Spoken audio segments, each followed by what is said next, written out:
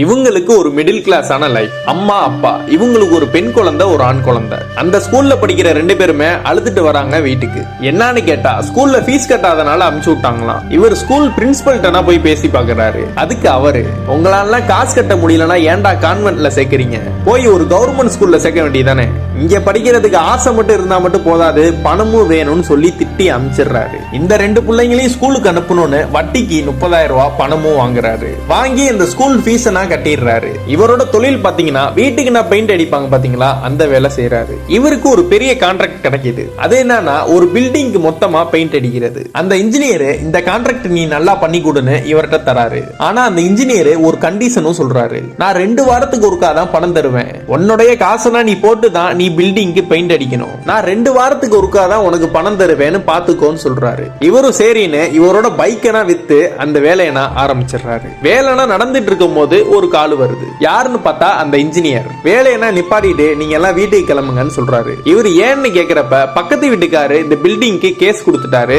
அதனால அந்த பெயிண்ட் அடிக்கிறது நிறுத்திட்டு நீங்க வீட்டுக்கு போங்கன்னு சொல்றாரு. அதுக்கு இவரு, என்ன சார் இப்படி சொல்றீங்க, உங்களை நம்பி தானே சார் என் வண்டியனா வித்து மெட்டீரியல் எல்லாம் வாங்கியிருக்கேன்னு சொல்றாரு. சரி சார், நான் மெட்டீரியல் வாங்கின காசாச்சும் கொடுங்கன்னு கேக்குறாரு.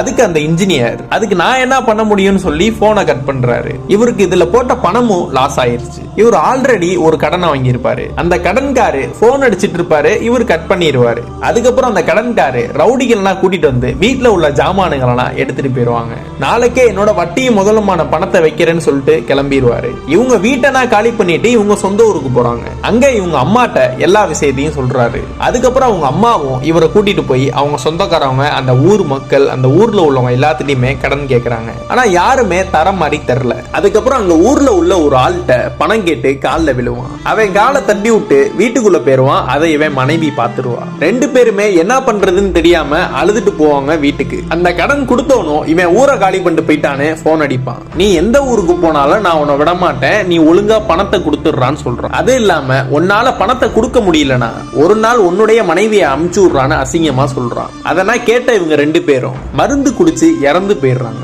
இந்த ஸ்டோரியில இருந்து என்ன சொல்ல வராங்கன்னா, கடன் யார்கிட்டையும் வாங்கவும் கூடாது, கொடுக்கவும் கூடாது. நம்மள்ட்ட எவ்வளவு பணம் இருக்கோ அதை வச்சு நிம்மதியா வாழ பழக்கணும்.